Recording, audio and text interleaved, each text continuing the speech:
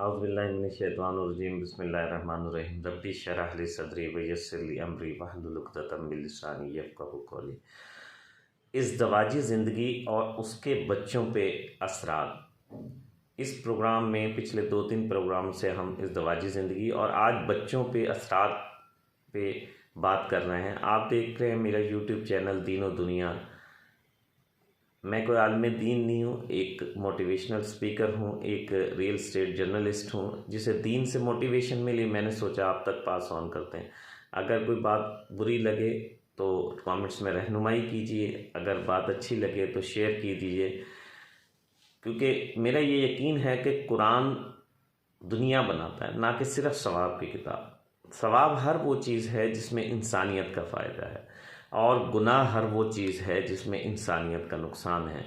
इब्लीस इसलिए शैतान बना क्योंकि वो इंसानियत का नुकसान चाहता है।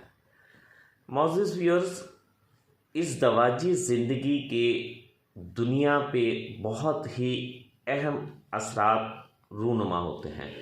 यानी आपकी इज़्दिवाजी ज़िंदगी आपकी मुआशरे में राहें मुतय्यन करती है, मुआशरे में आपकी इज़्ज़त मुतय्यन करती है, आपकी मुआशरे में कामयाबी मुतय्यन करती है।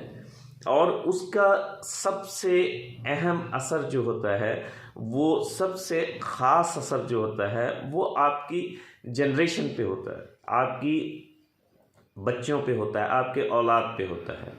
आज हमें हर शख्स ये गिला करता हुआ नज़र आता है कि आजकल के बच्चे जो हैं वो नाफरमान होते जा रहे हैं। आजकल के बच्चे कहना नहीं मानते, खुद सर होते जा रहे हैं, अपनी मनमानी करते हैं, अपने बात मनवाने की कोशिश करते हैं, माँ बाप की इज़्ज़त रिस्पेक्ट वैसे नहीं करते सॉरी, जैसे पहले किया करते थे लोग। जैसे अब वो माँ बाप अपनी मिसालें देते हैं कि जैसे हम माँ बाप की इज़्ज़तें किया करते थे, ऐसे आजकल के बच्चे इज़्ज़त नहीं करते।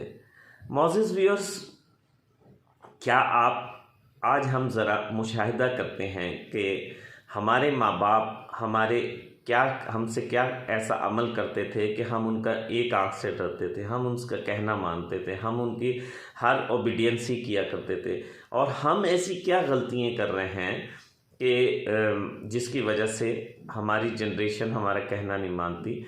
ये सब लोगों के लिए नहीं है, ज़्यादातर लोग ये शिकायतें करते हुए नज़र आते हैं। और कौन लोग शिकायतें करते हुए नज़र आते हैं? एक तो सबसे पहली बात ये है कि ये दुनिया जो है, अल्लाह का निज़ाम बड़ा डिजिटल है।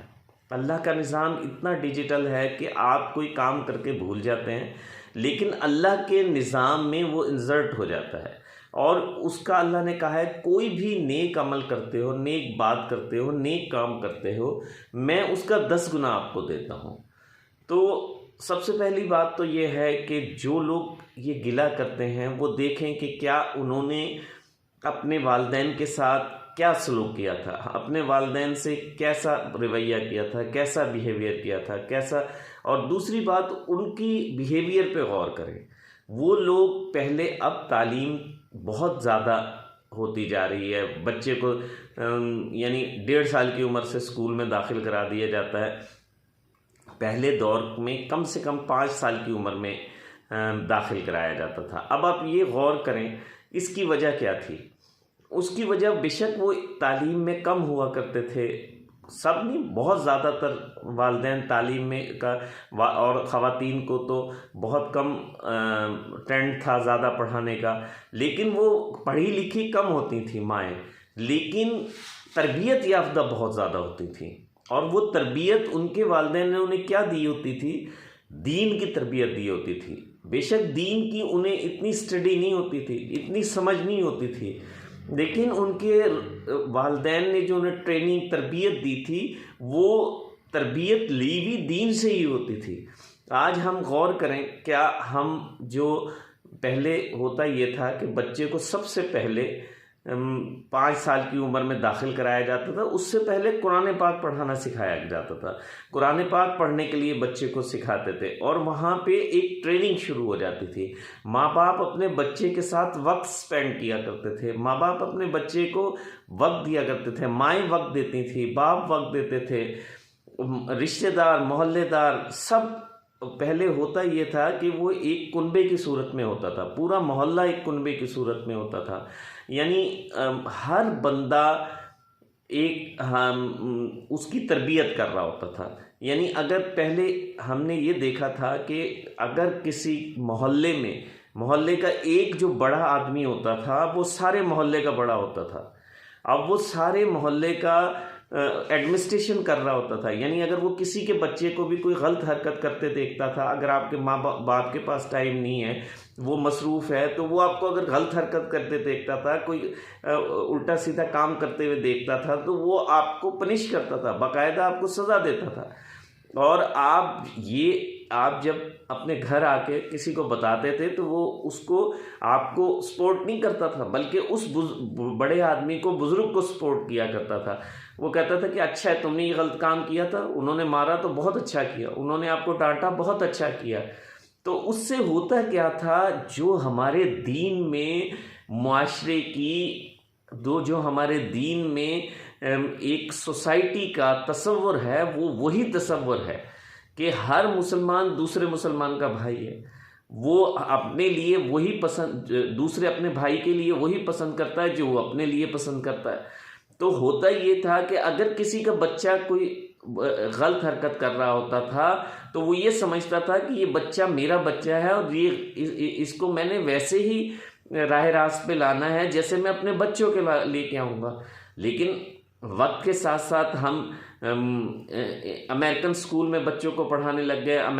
मैं ये इसको कंडेम नहीं कर रहा कि अमेरिकन स्कूल्स में नहीं पढ़ाना चाहिए, अमेरिकन तालीम नहीं देनी चाहिए, बल्कि उनके और हमारे मुआशरे में एक ज़मीन आसमान। हालांकि वो अब इस मुआशरे को अडॉप्ट करने की कोशिश कर रहे हैं।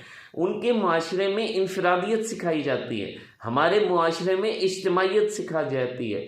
हमारे मुआशरे में पहले, इस्लामी मुआशरे में क्या हुआ करता था, शाम को हमारा दीन हमें क्या बताता है कि 5 वक्त तमाम मर्द मस्जिद में जमा हों।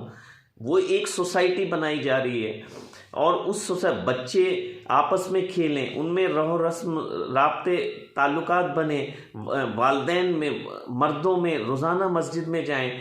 जब वो रोज़ाना मस्जिद में जाते हैं तो वो एक रिश्ता बन जाता है। और वो रिश्ता जब हम अगर किसी की बच्चे को कोई गलत हरकत करते देखते हैं तो हम उसको डांटते हैं, हमारे बच्चे को कोई गलत हरकत करता देखता है तो वो, क्योंकि वो उसको अपना ही बच्चा समझता है, वो उसको अपना बेटे की तरह समझता है, अपने पोते की तरह समझता है, अपने भाई की तरह समझता है, क्योंकि हम लोग 5 वक्त दिन में इकट्ठे होते हैं।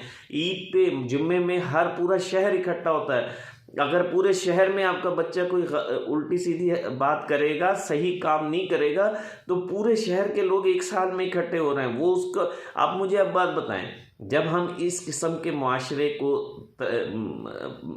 डिज़ाइन करेंगे तो फिर बच्चा किस जगह जाके अपनी तरबियत उसकी बिगड़ेगी, उसकी तरबियत किस जगह जाके बेरारवी का शिकार होगी। शुरू में बच्चा कोई दूसरे शहरों में तो नहीं जा सकता, अपने शहर मोहल्ले में रहेगा या शहर में रहेगा, उन सब से आपके राब्ते हैं, तो आप वो बच्चा बिल्कुल आपके सामने उसकी हर बात आ जाएगी।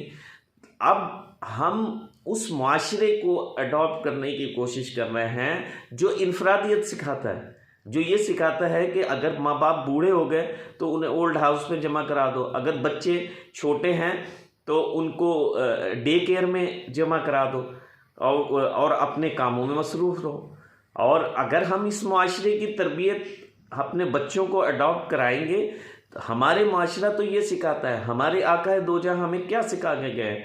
हम आज कहते हैं कि हमने बेजा मसरूफ़ियतें अपनी बढ़ा ली हैं। हम देखते हैं कि हमारे आका दो जहां हज़रत मोहम्मद मुस्तफ़ा सल्लल्लाहु अलैहि वसल्लम ने बच्चों की कैसे तरबियत की, बच्चों से कैसे बिहेवियर किया।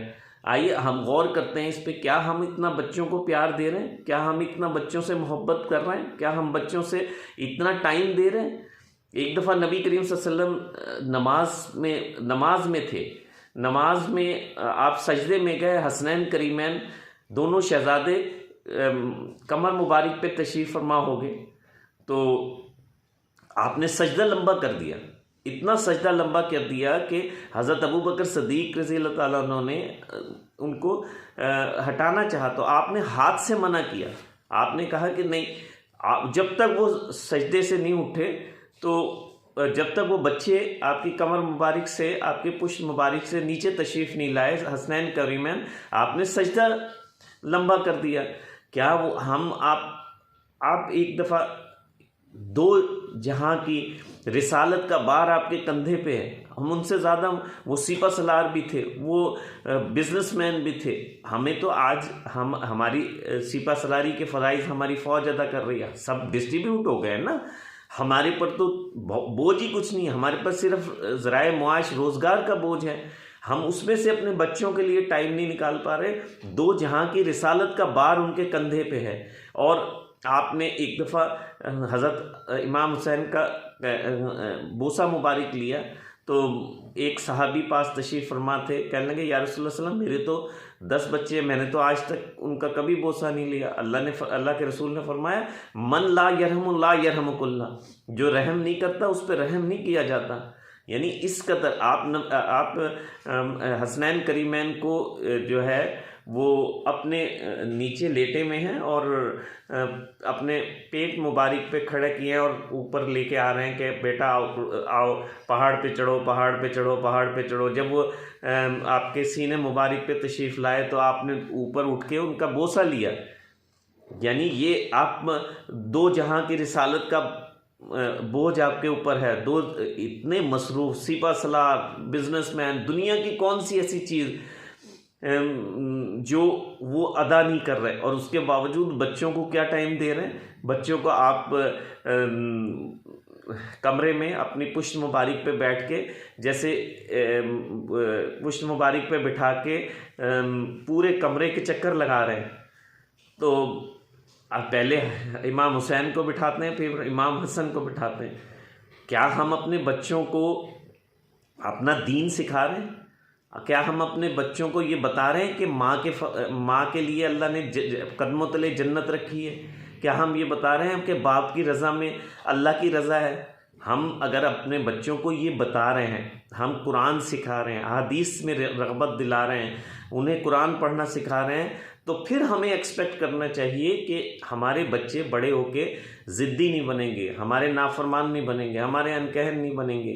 अगर हम उनको पैदा होते ही मोबाइल हाथ में दे रहे हैं और उस मोबाइल के वो एडिक्ट हो रहे हैं और उस मोबाइल पे सारे दिन कार्टून देख रहे हैं, अब मोबाइल पे उनको अपनी मर्ज़ी करने की आदत पड़ जाती है।